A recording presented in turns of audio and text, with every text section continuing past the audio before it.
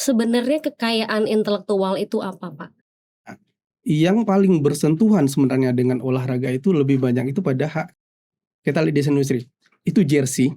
Oke. Jersey itu kan setiap olahraga itu kan beda-beda. Dilindungi. Itu dilindungi dalam rezim hak cipta deh. Hak cipta. Ini apa, kita juga tidak bisa Menuntut, menyalahkan, tidak bisa menuntut gitu ya Mbak ya.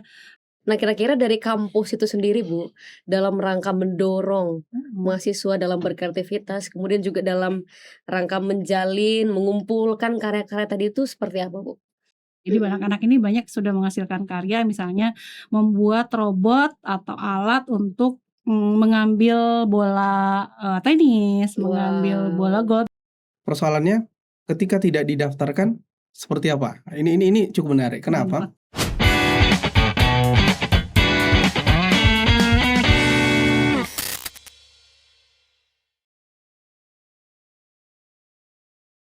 Halo semuanya, selamat pagi. Di dalam tubuh yang sehat terdapat pikiran yang kuat. Di dalam pikiran yang kuat terdapat intelektualitas yang hebat. Dan tentunya di dalam intelektualitas yang hebat tadi terdapatlah ataupun terlahirlah karya-karya yang bermanfaat. Namun sayang sekali apabila karya yang bermanfaat tadi lahir tapi tidak dilindungi. Bisa saja diambil oleh orang lain atau kehilangan nilai ekonomisnya.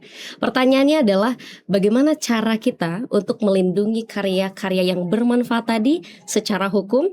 Dan untuk kali ini bersama saya Raja Beseptia. Bismillahirrahmanirrahim. Assalamualaikum warahmatullahi wabarakatuh. Waalaikumsalam. Selamat pagi teman-teman semuanya yang menonton podcast kita pada hari ini.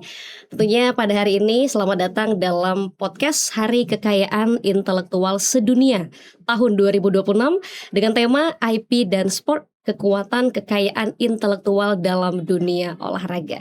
Hari ini tentunya saya sudah bersama dengan dua narasumber yang sudah hadir. Tentunya mereka berlatar belakang yang berbeda ya teman-teman sekalian. Kita akan sapa terlebih dahulu yang pertama dari Politeknik Kalteks Riau yang juga merupakan Kepala BP2M, Ibu Dini Nurmalasari STMT. Selamat pagi Bu. Selamat pagi Mbaknya. Gimana kabarnya Bu pagi ini? Alhamdulillah baik, cerah sekali. Sehat ya Bu ya? Sehat. Luar biasa. Memang tergambar dari senyumnya pagi ini kayaknya semangat dan sehat seperti itu. Luar biasa.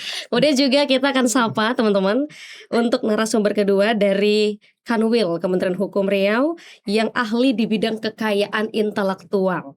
Selamat pagi Bapak Mir Syahwal SH. Pagi, Assalamualaikum warahmatullahi wabarakatuh. Selamat pagi sahabat KAI semua yang ada di seluruh Indonesia yang lagi menonton kegiatan kita podcast pada hari ini. Luar biasa. Kabarnya hari ini gimana Bapak? Alhamdulillah baik, sangat luar biasa nih. Sama dengan Bu Dini semangat ya Pak ya. Ya luar biasa nih ditemani Bu Dini nih kita pada hari ini. Luar biasa. Ya, luar biasa. Memang kalau tadi Bu Dini semangatnya terlihat dari senyumnya, kalau Pak Syawal terlihat dari batiknya yang sangat cerah ya Bu ya. Luar biasa. Oke, baik. Teman-teman sekalian, hari ini kita akan bahas terkait dengan kekayaan intelektual, kemudian juga kaitannya dengan olahraga. Dan di dalam itu juga kita akan ulik sedikit peran kampus ya, baik itu terkait dengan penelitian dan lain sebagainya. Jadi kami berharap teman-teman sekalian boleh lihat sampai akhir karena tentunya ini akan sangat-sangat luar biasa sekali info yang akan kita berikan dan edukasi yang akan disampaikan oleh Pak Syawal dan juga Bu Dini. Baik, yang pertama mungkin kita akan sedikit bertanya kepada Pak Syawal terkait dengan kekayaan intelektual itu sendiri. Yang pertama mungkin Pak Syawal bisa sampaikan kepada teman-teman Sobat KAI, sebenarnya kekayaan intelektual itu apa Pak? Mungkin banyak teman-teman yang belum tahu apa itu kekayaan intelektual dan kenapa kita harus penting mengetahui KAI itu sendiri begitu Pak. Baik, terima kasih. Jadi kalau kita bicara kekayaan intelektual itu adalah seperangkat hak yang diberikan oleh negara kepada inventor atau penghasil karya yang dilindungi dalam bentuk pemberian sertifikat. Itu secara umum. Jadi kalau kita bicara hak kekayaan intelektual itu dia dibagi dalam dua ruang dia. Satu dia dinamakan hak cipta. Yang kedua dia dinamakan hak kekayaan industri. Ya, kalau kita lihat hak cipta biasanya pasti ya berkaitan dengan karya-karya, ada buku, musik dan lain sebagainya. Nah, yang paling bersentuhan sebenarnya dengan olahraga itu lebih banyak itu pada hak kekayaan industri dia. Ya, apa contohnya? Itu ada yang namanya merek, ada namanya desain industri, ada yang namanya paten. Ada yang namanya rahasia dagang, desain tata letak sirkuit terpadu, ya kan? Dia di mana kaitannya? Jadi kita ambil contoh, ya kan? Di dalam dunia olahraga itu, ya kan? Sepatu kita contohkan. Sepatu itu kan ada mereknya. Biasa ada mereknya apa? Ya, kalau kita boleh sebut merek ya, boleh sebut nama merek Nike, Adidas itu. Itu bagian yang dari namanya merek. Itu dilindungi. Dilindungi. Lalu fungsinya dari merek itu apa? Dia sebagai identitas dari satu produk. Ya. Kenapa dia wajib dilindungi? Jadi misalnya, ya, kalau dia tidak lindungi mereknya, maka pasti digunakan oleh orang lain. Maka perlu. Itu salah satu contoh di merek. Berikutnya, ya, kita lihat di desain industri. Kita lihat desain industri.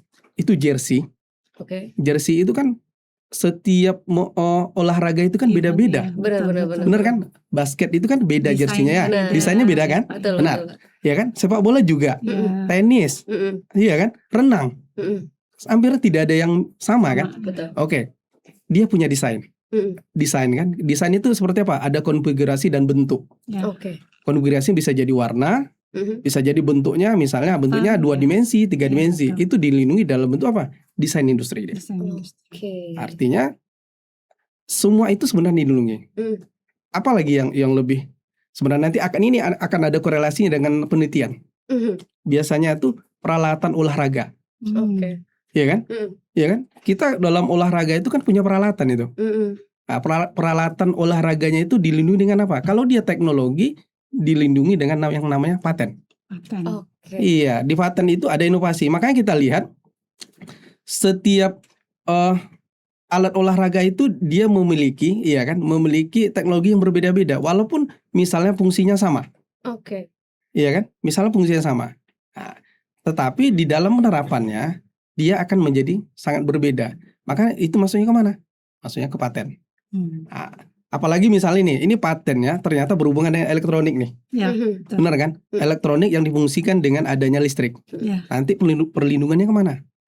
Ke desain tata letak sirkuit terpadu. Ada lagi ya. Jadi pertanyaan penting nggak? Ya penting. Karena memang hampir semua aspek yang bersifat olahraga itu bisa kita lindungi. Perlindungannya ya itu tadi. Baik dalam sisi hak ciptanya, ya kan, ataupun dalam kalau hak cipta misalnya kita hak cipta ada nggak? Ada. Contohnya, ya kan, hampir setiap olahraga itu kan punya asosiasi. Betul. Ada PSSI, PBPSI, benar kan? Termasuk misalnya KONI itu sendiri, mereka punya mars kan? Punya lagunya ya. Lagunya kan? Benar kan? Punya logonya kan? Itu dilindungi dalam rezim mana? Hak cipta deh. Hak cipta. Jadi kalau kita lihat semua aspek olahraga itu bisa dilindungi dalam rangkaian kekayaan intelektual. Luar biasa. Gitu nih. Memang banyak sebenarnya yang bisa dilindungi ya Pak ya. Dari desainnya tadi, teknologi dan lain sebagainya itu yang menjadi informasi penting nih bagi teman-teman sekalian. Karena mungkin banyak teman-teman yang masih belum tahu ternyata bisa ya dilindungi gitu. Padahal hal-hal yang demikian tuh dekat dengan kita ya Pak ya. Cuma kadang-kadang kita memang nggak sadar dan tidak tahu seperti itu. Kemudian kita mungkin agak bergeser sedikit ke Bu Dini. Tadi Pak Syawal juga sedikit menyebutkan terkait dengan ini berkaitan dengan penelitian dan lain sebagainya.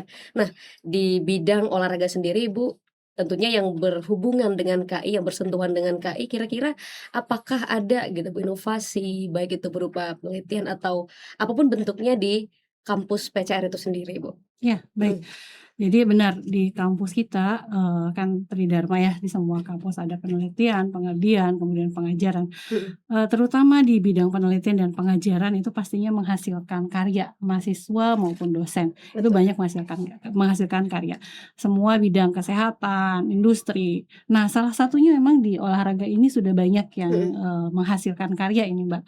Beberapa contoh diantaranya yang tadi disampaikan Pak Syawal terkait dengan bidang elektronika. Jadi anak-anak ini banyak sudah menghasilkan karya, misalnya membuat robot atau alat untuk mengambil bola tenis, mengambil bola golf. Jadi itu kan memudahkan. Betul. Biasanya kan ada caddy atau orang yang harus bertugas mengambil itu. Nah, ini bisa digantikan dengan teknologi robot atau alat Luar tersebut. biasa. Ada juga contoh lainnya yang berkaitan juga dengan AI. Dia bisa menganalisis misalnya kecepatan bola smash atau kecepatan atau kekuatan smash di bola voli atau akurasi tangkapan kiper misalnya. Jadi ini kan bisa digunakan untuk para pelatih bidang olahraga tersebut untuk menganalisis kinerja ataupun dari pemainnya tadi ya, dari atletnya tadi bisa dianalisis. Oh, ternyata kurang cepat dan lain sebagainya. Dari bidang informasi, sistem informasi, teknologi informasi, kita juga punya beberapa karya mahasiswa dan dosen itu terkait pemanfaatan sistem untuk misalnya pengelolaan event olahraga, misalnya futsal gitu ya, sepak bola atau voli, turnamen-turnamen seperti itu kan ketika dimasukkan ke sistem lebih mudah pengelolaannya, seperti itu ya, penjadwalan dan lain sebagainya. Jadi sudah banyak sebenarnya Bamia. Di samping itu juga kita punya program studi desain jurusan di sini bisnis digital. Dan mereka juga sudah berkreativitas membuat logo, membuat yang tadi Pak Sahwal sampaikan ya, membuat desain untuk kaos tadi ya, seperti itu. Nah, itu ada gitu, sudah banyak kreativitas mahasiswa ke arah sana gitu Mbak. Luar biasa. Artinya awalnya saya mikir Bu mungkin semacam sistem aja gitu. Ternyata memang udah sampai ke robot dan lain sebagainya Bu ya. Robotnya ya. Artinya inovasinya udah tingkat tinggi nih gitu Bu. Sebenarnya. Bener. Nah pertanyaannya, apakah inovasi-inovasi dan penelitian-penelitian dari teman-teman mahasiswa tadi itu sudah ada yang didaftarkan seperti itu Bu? Nah itu dia tadi selaras dengan penjelasan Pak Sawal tadi. Kita juga melakukan edukasi. Jadi memang beberapa dari produk tadi memang sudah ada yang didaftarkan. Baik. Itu juga dorongan dari para dosennya yang memang sudah mengetahui tentang KAI ini. Tapi memang beberapa desain, beberapa juga masih belum gitu, belum didaftarkan. Memang masih butuh dorongan dari kita, tadi juga pendampingan mungkin dari tim Kemenkum untuk sama-sama menyadarkan mahasiswa bahwa ini penting seperti itu. Jadi udah ada Mbak yang didaftarkan, tapi memang masih ada beberapa juga yang belum seperti itu. Artinya dalam hal ini kita tidak kekurangan kreativitas ya Bu ya, cuman mungkin perlu disadarkan lagi gitu ya teman-teman ya. Memang perlu kita dorong dari semua aspek begitu ya Bu benar. Karena mungkin ada dampak negatifnya ya Pak ya, kalau misalnya karya itu yang punya kreativitas bagus tapi tidak dilindungi gitu ya Pak ya. Mungkin boleh dijawab juga. Benar. Jadi ini menarik gitu. Jadi karya sudah dihasilkan oleh para misalnya kreator, oleh para inventor, oleh teman-teman dari kampus gitu. Persoalannya ketika tidak didaftarkan seperti apa? Ini cukup menarik. Kenapa? Ya karena dari tadi kita sudah ngobrol tuh kan, dari misalnya ada satu karya berkaitan dengan penelitian berkaitan dengan software tadi. Kita bilang ada satu software yang dihasilkan, ya kan? Ternyata software ini tidak dilindungi. Misalnya tidak dilindungi dalam pendaftaran hak ciptanya. Ketika tidak dilindungi hak ciptanya, maka yang terjadi apa? Ketika orang lain yang mendaftarkan, maka hak cipta itu menjadi milik orang yang mendaftarkan. Iya kan? Benar-benar. Artinya ketika itu digunakan oleh orang lain, maka yang bersangkutan tidak bisa mendapatkan hak ekonomi. Iya kan? Ketika tidak mendapatkan hak ekonominya, yang dirugikan siapa? Iya kan? Iya, yang berkreativitas. Itu kalau misalnya dalam cipta. Nah, ini yang lebih menarik sebenarnya dalam paten, Ibu. Karya yang dihasilkan dari teman-teman penelitian ini rata-rata itu yang punya potensi paten banyak sekali. Seperti alat tadi. Nah, alat tadi itu, ya kan? Bagaimana bisa mengumpulkan bola tetapi dengan sistem robotik? Itu pasti syarat dengan paten dia. Nah, paten ini yang memiliki potensi luar biasa. Kenapa? Paten ini dia akan bisa berproduksi. Ketika diproduksi menjadi lebih baik, massal, maka dia akan menghasilkan yang namanya hak ekonomi di dalamnya. Jadi prosesnya bisa saja misalnya perjanjian ada bentuk lisensi. Lisensi berarti kalau kita lihat berarti hak karyanya itu masih pada inventornya. Ya kan? Atau dia bisa sebenarnya jual. Jadi praktek itu sangat banyak sekali. Jadi para peneliti di kampus itu dia fokus kepada penelitiannya, tapi hasil penelitiannya pada akhirnya nanti dikomersialisasikan, diproduksi oleh perusahaan-perusahaan. Dan itu sangat banyak. Jadi kalau kita punya gambaran nih Bu ya, kalau kita ngelihat itu salah satu negara yang paling berpotensi terhadap paten itu Jepang. Oke. Jepang. Jadi mereka itu ya kampus-kampusnya dan penelitian itu fokus kepada penelitian saja, tapi hampir semua penelitian itu digunakan oleh produsen-produsen perusahaan. Jadi mereka fokus kepada penelitiannya, lalu nanti diproduksi. Skemanya dua tadi, apakah itu nanti akan dalam bentuk lisensi, ataukah skemanya yang kedua ya dijual. Berarti penelitiannya sudah berfokus pada permasalahan Benar. di industri ya, jadi Benar, nggak ada industri. gap lagi ya Pak Nggak ada ya? gap lagi. Jadi industri itu sudah ngelihatnya begini, mau menggunakan dia, karena memang mereka meneliti, ya itu tadi. Tapi kalau tidak didaftarkan, ya pertanyaan tadi kan, kalau tidak didaftarkan, ya mereka nggak mendapatkan hak ekonominya. Iya. Mungkin hak moralnya oke gitu. Iya. Hak moralnya itu diakui sebagai penelitiannya beliau, tapi hak ekonominya tidak didapatkan. Maka akhirnya penting, kenapa perlu mendapatkan perlindungan hak kekayaan intelektual itu. Tapi satu syaratnya, wajib daftar. Oke. Benar. Iya kan? Iya. Artinya kapan dia dilindungi, harus didaftarkan, ikuti prosedur yang ada, semua tahapannya pada setiap pendaftaran itu. Nanti ketika diterima, ya misalnya kalau di paten namanya granted ya. Kalau di granted didapatkan sertifikat, kalau di hak cipta ada sertifikat kepemilikan hak ciptanya.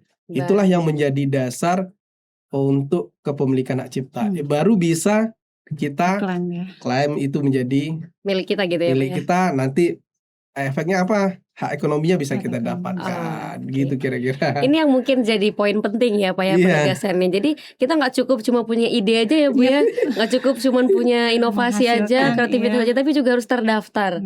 Karena sayang sekali ya Pak ya, kalau misalnya kita udah capek-capek nih bangun ide dan lain sebagainya, buat ini itu segala macam, tapi ternyata diambil sama teman kita, misalnya daftar sama dia. Terus teman kita jadinya yang dapat hak ekonomisnya gitu ya Pak ya. Benar. Nah, luar biasa. Ini mungkin yang menjadi penekanan ya, dan perlu kita dorong juga ya Bu ya, khususnya dalam lingkungan kampus kepada teman-teman mahasiswa, karena memang mahasiswa ini idenya luar biasa ya banyak, Bu, banyak sekali inovasinya Bu ya. Benar. Jadi yang itu mungkin bisa kita dorong, karena juga Bu tadi pas saya mau OTW ke sini Bu, di bawah tuh saya lihat ada sentra KI Bu. Nah ini juga lagi ada bisnis corner juga, itu juga hasil karya mereka tuh, bisnis corner yang ada di gedung ini. Siap. Berarti sentra KI juga fokusnya tentu pada mendorong agar inovasi-inovasi bisa dilindungi, didaftarkan seperti itu ya Pak ya. Iya. Jadi kalau kita bicara sentra KI di kampus itu, ya kan, leading sektor bagaimana kekayaan intelektual itu bisa terfasilitasi, itu adanya di sentra KI. Baik. Makanya harapan kita ke depan bahwa dengan dibentuknya sentra KI di kampus ini, bahwa kekayaan intelektual yang ada di kampus itu bisa terfasilitasi. Ya tentu nanti dari siapa? Dari pengurus sentra KI-nya, dari operatornya, iya kan. Nanti kita dari kantor wilayah itu memberikan nanti ke teman-teman sentra KI itu pendampingan. Pertama ya pendampingan terhadap siapa? Terhadap kelembagaannya. Ya kelembagaannya. Yang kedua terhadap operator. Itu nanti kita kolaborasi antar kantor wilayah dan sentra KI itu, nanti kita berikan bimbingan kepada operatornya, jadi sehingga nanti apa yang hal-hal baru berkaitan dengan kekayaan intelektual itu kita informasikan kepada sentra KI-nya. Nanti sentra KI-nya akan meneruskan kepada dunia kampusnya. Oh ini loh hal-hal yang baru berkaitan dengan kekayaan intelektual, misalnya biasanya ya itu terkait persyaratan, biasanya cara pendaftaran berkaitan misalnya ada hal-hal baru, misalnya kalau biasanya dulu kalau di merek itu misalnya kan di undang-undang lama itu dia tidak mengakomodir yang namanya merek suara. Contoh, benar kan? Jadi ketika sekarang itu sudah mulai diakomodir, dia menjadi merek suara di undang-undang baru. Terkadang itu kan informasinya kan tidak tersampaikan. Betul. Dengan ada sentra KI, kita dari kantor wilayah itu bisa memberikan pengetahuan itu kepada sentranya nanti yang akan memberitahukan kepada kampusnya. Jadi perpanjangan tangan juga ya Pak? Dari karena itu dia. Kira-kira penting. Sentra KI itu di kampus itu bagi kelangsungan perlindungan intelektual itu sangat penting sekali. Baik, luar biasa. Jadi tadi kita udah bahas ya Pak Syarwal dan juga Bu Dini, pentingnya KI itu sendiri. Kemudian dalam dunia kampus mungkin ada inovasi-inovasi atau penelitian mahasiswa yang bisa kita dorong untuk dilindungi, untuk didaftarkan kekayaan intelektualnya. Pertanyaan sekarang Bapak, sebenarnya gimana Pak? Pendaftarannya tuh gimana prosesnya? Kemana kita? Apakah kita harus sendiri mendaftarkan? Iya. Apakah kita pakai form, kita ke kantor Kementerian Hukum atau bagaimana gitu Pak sekarang Pak? Baik. Nah, ini cukup luar biasa nih pertanyaannya. Jadi kalau cara daftarkan, jadi ini juga yang sering kita dapatkan informasi dari masyarakatnya. Salah satu keluhannya ya, kok sulit sekali daftar merek gitu, atau daftar karya-karya lainnya, ya kan biasanya kan, atau daftar patennya kok sulit sekali gitu, karena mereka sebenarnya belum tahu juga. Jadi sekarang kalau kita ingin mendaftarkan apapun karya intelektualitas kita, baik ke industri yang paten, cipta, merek dan sebagainya maupun hak cipta, itu sekarang sudah bisa online. Jadi nggak perlu lagi ke kantor. Jadi sekarang sudah bisa online. Sudah. Jadi untuk daftar online itu pertama bisa melalui di pribadi atau diri sendiri. Jadi nanti buat akun, daftar. Itu bisa yang pertama. Atau cara yang kedua, mendatangi ya kan Direktorat Jenderal Kekayaan Intelektual ya, ke bagian layanan pendaftarannya, nanti akan dilayani sana, atau yang kedua melalui masing-masing kantor wilayah. Nanti akan dilayani di sana. Tapi tetap pendaftarannya bisa online. Ya? Ini yang terakhir tadi kita ngobrol, Sentra KI. Bisa juga lewat Sentra KI. Lewat Sentra KI. Luar biasa. Jadi Sentra KI itu dia bisa menjadi ujung tombak pendaftaran. Iya, jadi tadi kita bisa secara pribadi, kita melalui website dgip.go.id itu tadi.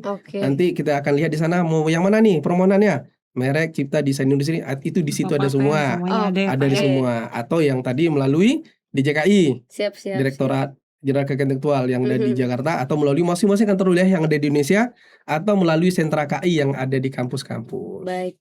Artinya memang udah sangat mudah dan bisa diakses ya Pak ya. Benar. Online bisa, ke sentra KI bisa. Ke Kanwil juga bisa begitu ya Pak ya. Ingat ya teman-teman ya, tadi apa Pak linknya? dgip.go.id.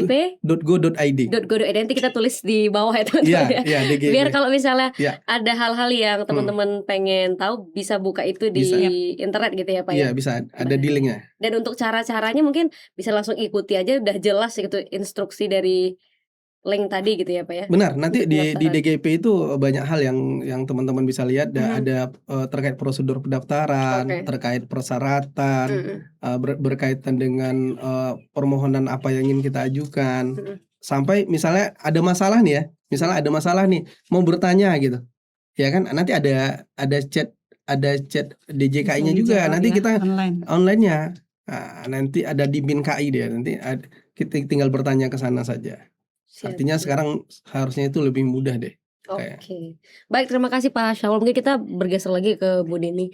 Ibu selain dosen juga sebagai kepala BP2M ya Bu ya, kepala penelitian dan sentra KI juga. Nah mungkin banyak sekali ya Bu ya, Ibu mengetahui penelitian, inovasi-inovasi dari teman-teman mahasiswa. Nah kira-kira dari kampus itu sendiri Bu, dalam rangka mendorong mahasiswa dalam berkreativitas, kemudian juga dalam rangka mengumpulkan karya-karya tadi itu seperti apa Bu? Nah, baik, jadi di kami di Politeknik Kalteks Riau kita sudah punya sistemnya yang terkoordinir. Jadi mahasiswa maupun dosen itu bisa mendaftarkan karyanya di sistem kami. Siap. Baik dari hasil penelitian, pengabdian maupun dari hasil karya di perkuliahannya. Jadi kalau perkuliahan itu biasanya karya-karya mahasiswa dikumpulkan di repositori.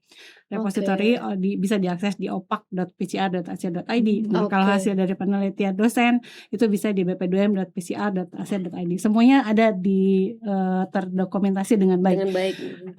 Kami juga berperan selain melakukan pencatatan tadi Mbak, kami juga mendorong seperti layaknya tadi yang disampaikan Pak Syawal untuk menyampaikan informasi perpanjangan tangan dari mereka. Kemudian melakukan juga pendampingan, kalau misalnya ada yang mau mendaftarkan bisa langsung ke ruangan kami gitu ya di sentra KI. Kita akan jelaskan seperti apa cara pendaftarannya secara online tadi. juga dari kami pihak kampus juga sangat mendukung KAI ini dengan memberikan bantuan pembiayaan untuk pendaftaran. Jadi ada Mbak. Jadi selain pendampingan, edukasi gitu ya, tadi ada sistemnya juga, kita juga memberikan bantuan pembiayaan untuk proses pendaftaran. Luar biasa. Jadi tinggal mungkin informasi ini lebih meluas lagi. Biasanya kita melalui dosen ya. Dosen kan membimbing langsung nih. Benar, Bu. kepada mahasiswa pada saat dia membuat karya. Betul, Nah, betul. biasanya dosennya yang yuk kita daftarkan yuk, misalnya tadi ke hak cipta, ke paten atau ke merek dagang. Nah, dosennya biasanya yang mendorong dan boleh mengajukan ke kita bantuan untuk proses pendaftarannya. Biasanya ada biayanya ya, Pak ya. Nah, itu ada bantuan dari kampus, Mbak. Wow, ini yang luar biasa ya Pak ya. Karena kan kalau kita daftar sendiri ya bayar sendiri gitu ya Pak ya. Paling bantuannya cuma dari Pemda kalau UMKM ya Pak ya. Nah dari kampus ternyata juga ada begitu ya. Luar biasa. Untuk mahasiswa dan dosennya. Dan dosen di sini gitu ya Pak. Betul sekali. Baik. Ibu, saya mau lanjut bertanya. Kalau misalnya dipilih satu inovasi atau satu ide atau satu program atau apapun gitu ya di PCR ini yang mau didaftarkan itu apa kira-kira Bu? Nah itu yang paling banyak sebenarnya terkait tadi mungkin ya, kalau tadi saya juga ini mendapatkan ilmu baru dari Pak Syawal terkait sirkuit elektronika itu ya Pak ya. Dan itu kan bisa khusus ya. Nah mungkin itu yang bisa didaftarkan karena desain sirkuit, desain elektronika yang sudah dikerjakan anak-anak itu pasti spesifik terkait dengan permasalahan tertentunya itu tadi. Misalnya tadi seperti robot kiper untuk menangkap bola gitu kan. Nah itu kan ada rangkaian elektronik menggunakan sensor apapun. Nah mungkin itu yang bisa didaftarkan Mbak. Baik, luar biasa. Artinya itu mungkin ya Pak ya, itu bisa didaftarkan tahun ini berarti ya Pak ya? Kita usahakan. Artinya kalau kita lihat kan makanya dalam satu produk yang dihasilkan dari penelitian itu kan bukan satu, bisa saja. Makanya saya bilang tadi misalnya yang alat tangkap bola tadi ya, alat tangkap bola tadi kan dia, makanya kalau dia ingin diproduksi pasti ada mereknya nanti. Ya, baik. Iya kan? Dari sisi mereknya bisa didaftarkan. Ya, bisa merek kan nanti kalau mau produksi pasti ada merek dong. Ya kan? Dari sisi teknologinya ada paten. Betul. Tapi ketika dia ada komponen elektroniknya bersifat hal-hal terbaru yang tidak dimiliki lain, namanya desain terletak sirkuit terpadu. Nah, iya kan? Makanya banyak hal sebenarnya dalam satu produk penelitian itu yang bisa kita lindungi. Dari satu penelitian bisa jadi beberapa item gitu ya Pak ya.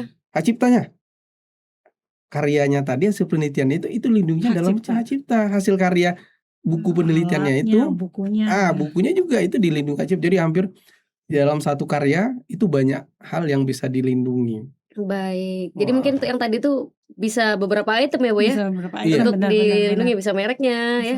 Bisa ciptanya, bisa sirkuitnya, benar. Patennya juga bisa. Baik. Artinya memang kita tidak menutup mata bahwa ternyata kampus juga bisa melahirkan banyak inovasi yang bisa didaftarkan. Meskipun tema kita hari ini olahraga gitu ya. Mungkin banyak teman-teman yang kayaknya untuk daftar KAI itu lebih ke teknologi komputer dan lain sebagainya aja deh. Untuk olahraga kayaknya kurang deh gitu. Tapi ternyata inovasi dari PCR itu sendiri luar biasa sekali ya Bu ya. Bisa memberikan ini ide-ide yang kemudian bisa didaftarkan kayak gitu. Karena perkembangan sekarang di penelitian juga Mbak ada namanya sport science tadi, sport science. Si sport ini bukan hanya ya bermain bola, pedal, basket, tapi kan kita harus optimalisasi atlet misalnya, itu dianalisis dengan bantuan AI, dengan bantuan sains, nggak hanya biologi aja lagi gitu ya. Itu udah bisa ke semuanya gitu. Luar biasa.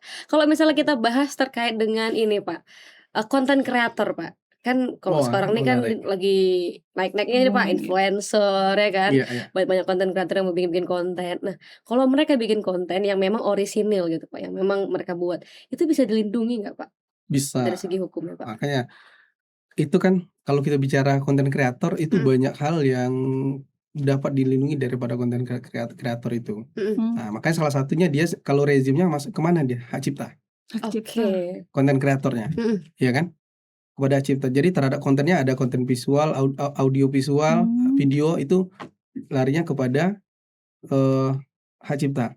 Ya, tetapi memungkinkan nggak dia masuk ke rezim lain? Mungkin.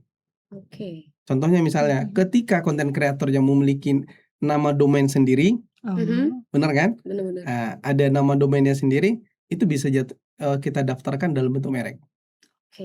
Iya kan?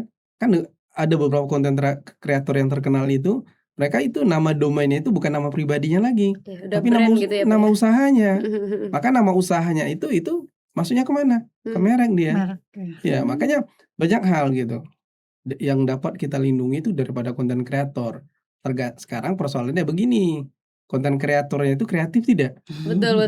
Karena ya kan, karena kita Iya, lihat nih yang iya. persoalan jadi konten kreator ini kan lebih banyaknya plagiarisme dia kan? Betul. meniru, Iya kan, supaya viral. plagiarismenya iya. Makanya kita iya. kembali lagi nih ke konsep yang namanya awal tadi ya, hak Originalitas. kekayaan intelektual itu adalah olah pikir manusia. Harus ada upaya dong berkaitan dengan cara berpikir mereka menghasilkan sesuatu. Betul. Maka konten kreator ini sangat memiliki peran penting nih dalam ya pemajuan yang namanya hak kekayaan intelektual. Siap. Karena kalau kita lihat dengan pola yang saat ini ya, pola algoritma kita saat ini kan adanya di mana? Di media sosial kan? Di media sosial itu ya itu sangat beririsan sekali. Kenapa? Ya kan? Satu sisi mereka adalah bagian bagian industri kreativitas, tapi satu sisi peluangnya adalah plagiarisme tadi juga, sumber tadi makanya sangat besar nih potensinya konten kreator itu di bidang hak kekayaan intelektual ini. Baik. Itu dia. Artinya kalau misalnya pun kita punya ide, tapi kalau ide itu kita dapat dari menciplak gitu ya Pak ya, plagiat gitu, berarti itu juga nggak bisa lolos didaftarkan gitu ya Pak ya. Oke, baik. Jadi ada dua hal yang perlu kita cermati berkaitan dengan hak cipta ini. Oke. Yang pertama sifat originalitas dia. Baik. Apakah karyanya ini originalitas dari karyanya, pemikirannya? Yang kedua, aspek perlindungannya, siapa yang pertama kali mempublikasi. Oke. Makanya penting, ya kan? Maka penting konten kreator itu kata kuncinya dia harus mempublikasi hasil karyanya. Betul. Makanya hak cipta tanpa publikasi dia tidak berarti apa-apa. Kalau disimpan sendiri, saya pernah lo buat seperti itu, saya simpan sendiri. Nggak bisa. Dia nggak tahu gitu. Dia nggak tahu. Iya kan, saya punya ide saya bagus, tapi tidak pernah saya publikasi. Atau misalnya begini, saya punya ide, tapi saya tidak pernah tuangkan dalam bentuk karya. Artinya minimal kan. Kalau konten kreator tuh dia akan ngomong dalam bentuk apa? Visual, audio visual, infografis, videografis. Ya kan, konten kreator itu atau ya dengan video dia sendiri, tapi idenya kan karyanya ada. Betul. Oke, anggap karyanya ada, tapi tidak pernah publikasi, disimpan saja. Jadi bikin video cukup di handphonenya atau di kameranya, sudah sampai di situ nggak pernah dipublikasi. Tidak juga. Jadi dua kata kuncinya. Satu, dia harus originalitas karya dia sendiri. Yang kedua, dipublikasi. Baik. Harus ada bentuk nyatanya. Kalau tidak ya tidak akan pernah menjadi satu perlindungan dia. Siap. Artinya memang harus ori ya Pak ya. Oh iya, wajib. Dan itu yang nanti akan menjadi kewenangan dari Kemenkum melihat ini plagiat apa enggak gitu ya. Iya gitu. Baik. Ya, artinya kalaupun misalnya terjadi di kita di kantor wilayah itu terutama Direktorat Jenderal itu ada bagian dari pengaduan. Kalaupun terjadi, nah ini hampir semua ya untuk hal-hal yang bersifat pelanggaran itu adanya di Direktorat Jenderal itu di bagian penindakan kekayaan intelektual. Artinya kalau masyarakat memiliki karya yang rasa-rasanya itu ada pelanggaran terhadap karyanya itu bisa dilakukan sama online juga. Jadi bisa online atau ya kembali lagi nih teman-teman mau melalui kantor wilayah bisa juga dilakukan. Jadi nanti kita dampingi untuk melakukan saya tadi ya Pak ya, dia udah buat konten kreator dan publikasinya, saya udah publikasi duluan tuh sebelum harus ada bukti. Nah, itu bisa ada bukti harus ada bukti gitu dia. Kalau nggak ada bukti ya nggak bisa gitu ya Pak. Nggak bisa. Kalau tadi disimpan sendiri nggak bisa. Tapi kalau di Kanwil Hukum Riau Pak pernah ada pelanggaran kayak gitu nggak Pak? Maksudnya teman-teman yang kemudian menciplak atau pakai karya orang itu banyak ya Pak? Banyak. Jadi salah satunya ya yang pernah kita tangani itu buku. Ya, salah satunya biasanya yang kemarin kita pernah tangani itu ada salah satu institusi pendidikan itu. Jadi di websitenya yang berkaitan perpustakaannya itu ya kan dimasukkannya e-book Oke. E-book dari orang lain tanpa minta izin. Lalu akhirnya disomasilah dari pemilik e-book bahwa dia mengupload ke sistemnya tanpa izin dari pemiliknya. Dan itu ya walaupun pada akhirnya terjadi mediasi sih. Tapi itu salah satu gambaran bahwa ini juga jadi warning bagi kita di kampus bahwa apapun yang karya-karya itu wajib kita hargai. Artinya kalau buku-buku e-book itu ya jangan asal ambil lalu diupload di website kita, nanti itu digunakan untuk mahasiswa dan kita pikir bahwa itu tidak melanggar, ternyata itu melanggar. Karena dia itu sudah punya dia. cipta e-booksnya. Artinya memang dalam hal apapun, khususnya mungkin di dunia kampus gitu ya Pak, banyak informasi-informasi yang kemudian penting untuk diketahui. Salah satunya tadi gitu ya Pak ya. Kita mendorong memang mahasiswa itu punya inovasi yang kemudian didaftarkan seperti itu. Tapi selain itu kita juga harus memahami aspek-aspek lainnya seperti misalnya orisinal tadi, kejujuran. Jangan cuman karena kita mau dilindungi gitu ya, cuman mau ada karya aja tapi kita copot dari mana-mana sumber gitu ya Bu ya. Nah, kalau misalnya dari Bu Dini sendiri, sebagai dosen juga, sebagai kepala penelitian juga tadi ya Bu ya, memandang keberadaan KI di kampus ini seperti apa Bu? Apakah memang memberikan dampak yang sangat positif bagi kemudian mendorong mahasiswa untuk bisa lebih kreatif atau sebagaimana gitu? Kira-kira sejauh ini, kira-kira manfaat apa yang sangat-sangat bisa dirasakan oleh kampus dengan keberadaan KI, khususnya di sentra KI tadi? Sangat penting sebenarnya ya, sangat penting sekali keberadaan KI ini dan memang karya-karya mahasiswa harus dilindungi. Kita pernah kejadian Mbak, jadi kita sudah punya sistem dulu, sistem ya katakanlah sistem informasi untuk kampus gitu ya, dengan pola pewarnaan, pemrograman yang spesifik khusus atau temanya tuh ciri khas dari PCR gitu ya. Nah ternyata beberapa tahun kita berjalan ada yang sama persis Pak, sama persis plek-ketiplek gitu. Nah kita kaget dan kita nggak bisa ngapa-ngapain karena memang saat itu sistem kita itu belum dilindungi. Tidak didaftarkan ya? Tidak didaftarkan. Akhirnya apa? Kita juga tidak bisa menyalahkan, tidak bisa menuntut gitu ya Mbak ya. Akhirnya kita membuat baru dan dari situ kita sadar ya kita yang mengalah gitu, membuat baru dengan tema yang harus lebih spesifik lagi. Padahal itu udah betul-betul ciri khas PCR itu. Kalau lihat itu sistem itu pasti ini PCR gitu, tapi ternyata ada yang sama. Nah terkait tadi ya kita juga di sini sangat penting itu tadi diantaranya. Di samping itu juga bahwa sekarang kita sudah lebih sadar lagi, terutama ketika ada program studi bisnis digital ya. Itu kan nanti hilirisasinya tuh komersialisasi. Iya benar ya komersialisasi. Jadi mungkin kita bisa berkolaborasi gitu dengan bisnis digital tadi untuk hasil penelitian tadi yang sudah banyak tadi itu kita bagaimana berkolaborasi untuk dihilirisasi. Ya tentunya tadi bagaimana merek dagangnya ya dan lain sebagainya. Jadi mungkin ini harus ditekankan lagi ke mahasiswa bahwa selain mereka berkarya gitu ya dengan hasil-hasil yang cemerlang itu, mari kita juga daftarkan, jangan sampai ini diakui oleh orang lain. Betul. Itu mungkin harus disadar, sangat penting sekali. Sangat penting berarti keberadaan kekayaan intelektual di kampus seperti itu ya Bu ya. Baik, teman-teman sekalian, ini udah nggak berasa ya, kita udah mau hampir 1 jam Bapak dan Ibu. Kayaknya obrolan kita nih bentar aja baru ya Pak Ibu, Bapak Ibu ya. Tapi rasanya udah lama gitu ya. Nah itulah banyak sekali informasi yang bisa teman-teman simak tadi. Pak Syawal sudah sebutkan terkait dengan kekayaan intelektual itu sendiri. Kemudian apa sih dampaknya kalau KI itu nggak didaftarkan seperti itu. Kemudian juga kaitannya dengan kampus, ternyata banyak inovasi-inovasi mahasiswa yang bisa didaftarkan seperti itu. Terakhir mungkin kita akan minta sedikit closing statement dari kedua narasumber terkait dengan tema kita pada hari ini, terkait dengan bahasan kita hari ini. Mungkin boleh dari Pak Syawal dulu, silakan Pak. Baik, kalau kita lihat dengan perkembangan dunia saat ini bahwa kekayaan intelektual itu adalah menjadi hal yang sangat penting sekali, karena dia sekarang kalau kita lihat bahwa kekayaan intelektual menjadi sebuah aset ya, bukan lebih pada satu perlindungan. Jadi kalau kita bergantung pada saat ini sumber daya alam sebagai aset kita, maka dia akan habis. Kita contohkan Riau, dulu kita ingat adanya minyak bumi. Tapi pada saat sekarang ini minyak bumi ya mungkin kalau kita lihat sejarahnya Caltech juga dari situ lahirnya. Politeknik Caltech Riau itu lahirnya dari sana. Tapi kita lihat bahwa minyak bumi seiring waktu dia akan berkurang, asetnya akan menurun. Sekarang kita lihat sawit. juga seperti itu. Mungkin sekarang lagi trennya mungkin aset sumber daya alam itu, tapi ke depan dia akan berubah. Jadi lalu apa aset yang masih akan tetap terjaga sepanjang hayat itu adalah kekayaan intelektual.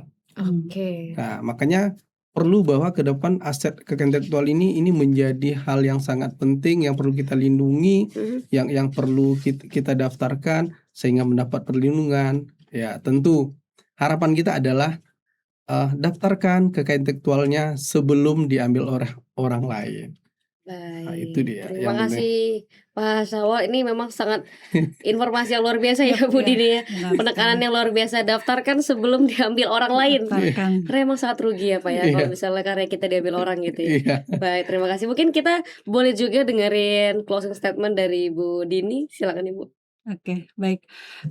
Di sini saya mau mengajak mahasiswa, karena kita berada di dunia kampus, mahasiswa dan dosen-dosen yang lain juga, mari tetap terus berinovasi, menghasilkan karya, karena walaupun dari ide yang kecil, ya kita bisa menghasilkan karya yang inovatif dan berdampak. Mungkin satu hal yang harus ditekankan ketika kita menghasilkan inovasi tadi ya, walaupun dari ide yang kecil, tadi yang disampaikan oleh Mbak Mia juga, kejujuran. Jadi jangan sampai kita membuat karya cipta tetapi copy paste, menjiplak dari karya orang lain. Jadi yang perlu ditekankan, mari terus berkarya agar menghasilkan karya yang inovatif dan berdampak, tetapi kejujuran tetap nomor satu. Mungkin itu Mbak Mia. Oke, terima kasih Bu Dini dan juga Pak Syawal. Luar biasa sekali closing statementnya, memang sangat-sangat kena nih sama sasarannya gitu. Baik, luar biasa. Terima kasih tentunya teman-teman sekalian. Terakhir kita ingin menyampaikan bahwa memang kalau kita bicara tentang KI ya, apalagi misalnya kaitan dengan olahraga gitu Bapak Ibu ya, tidak hanya soal fisik tapi juga tentang kreativitas, kemudian juga tentang inovasi, ide dan juga nilai ekonomis tadi ya Pak ya. Luar biasa. Jadi kalau teman-teman punya ide, punya karya, punya inovasi, langsung didaftarkan. Benar. Langsung didaftarkan. Baik, mungkin terima kasih. Kami mengucapkan terima kasih banyak kepada teman-teman yang sudah menonton hingga akhir, dan jangan lupa untuk saksikan podcast ini di akun sosial medianya Kementerian Hukum Riau, IPR juga, dan juga Politeknik Kalteks Riau. Dan sekali lagi kami mengucapkan terima kasih banyak untuk kedua narasumber yang sudah memberikan ilmu yang luar biasa kepada kita pada hari ini. Luar biasa sekali. Semoga kedepannya kita bisa berjumpa kembali dan kembali memberikan ilmu yang luar biasa kepada teman-teman sekalian. Oke, baik, terima kasih teman-teman semuanya. Sampai jumpa dan assalamualaikum warahmatullahi wabarakatuh. Waalaikumsalam.